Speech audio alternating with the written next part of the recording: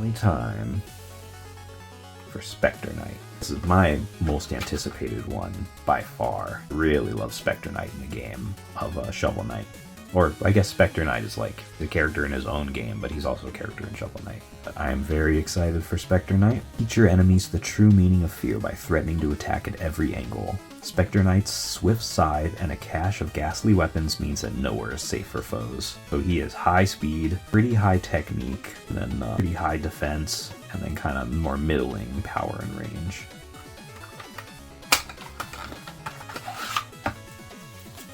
Very, very cool back design on this one. And look at that. Awesome. So cool. I love the unique back designs they have on so many of these, except for the Guilty Gear ones. Those ones, it's just the Guilty Gear symbol, but I do like that they have different colors at least. But these ones are just like special. Like you could tell they put some really great aesthetic into this. So much. They didn't have to go this far, really. Street Fighter ones are pretty plain, but damn, these ones are so cool. The Shovel Knight ones, they really went all out for. Alright, here we go. Here he is, Specter Knight. Such a cool design. Alright, his exceed value is 4, so that's pretty high. When you initiate a strike, after setting your attack, you may seal 2 cards from your hand face down. If you do, before advance 2. So he's really mobile, but you have to seal a lot of cards.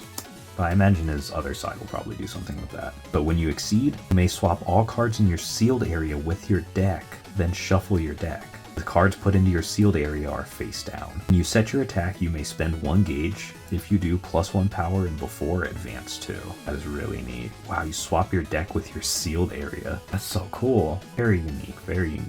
He's got a freaking badass design on the back here for his exceed form. Okay, so that is Specter Knight. Let's see his reference card here. I always love to see the character on the side. And then always fun to read the names. And this gives you a really nice quick overview. Okay, we got the reference card again. Alright, let's look at the deck. Okay, I'm not going to go through the basic attacks. They all look the same as the Enchantress's deck. Oh, block, cross. Okay, I'm not going to read over all of these because I've done it in the other video, but I'll show you all of these at least. So there's Spike, Dive, Grasp,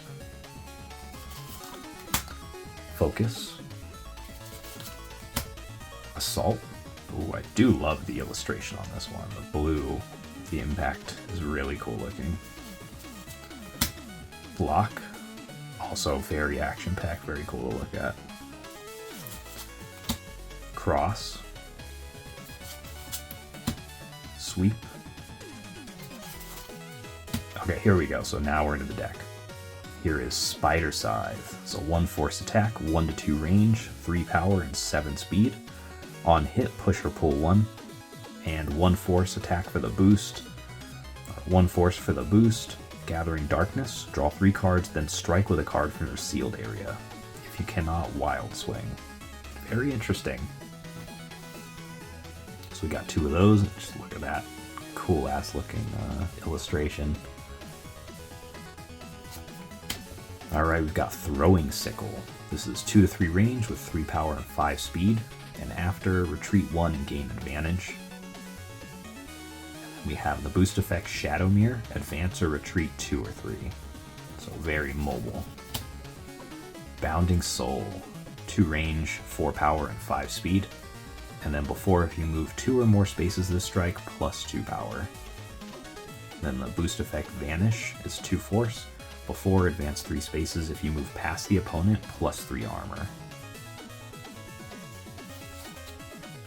Alright, we have Spin Scythe. Oh, awesome looking.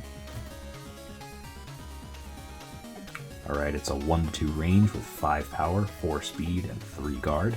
On hit, draw a card, and then after, advance 4. You could definitely be very mobile with a lot of these cards, it feels like. And we have for the boost effect, Dash Slash. This is a 2 force boost. Now, seal your hand face down, then draw until you have 4 cards in hand, then strike with a card from your sealed area. You cannot Wild Swing. And then on hit, gain advantage. That is crazy. How interesting is that? Seal your hand, and then you strike with something in your hand, and you completely replenish the 4 cards. It's so cool. Right, we have Dread Talon. This is 1 range, power, and 3 speed. Ignore armor and ignore guard. I love that claw attack. That thing is such a cool attack. And of course, it definitely ignores the armor and guard. That makes total sense. And then a wall climb for the boost. It's 1 force, and now move 2, and after advance 4. So again, really mobile. All right, we have the ultra attack, Red Reaper. This is 3 boost. Oh, 1 range and 10 power. Plus there's 3 speed, so it's on the slower end, but holy cow, 10 power. Then after, pull 4 and gain advantage. Then the boost effect down here, Judgment Rush. It's 3 force, very expensive. Plus 2 power and plus 1 speed. Then you get a strike right away. Then before, close 2. So that could feed into some of these other effects.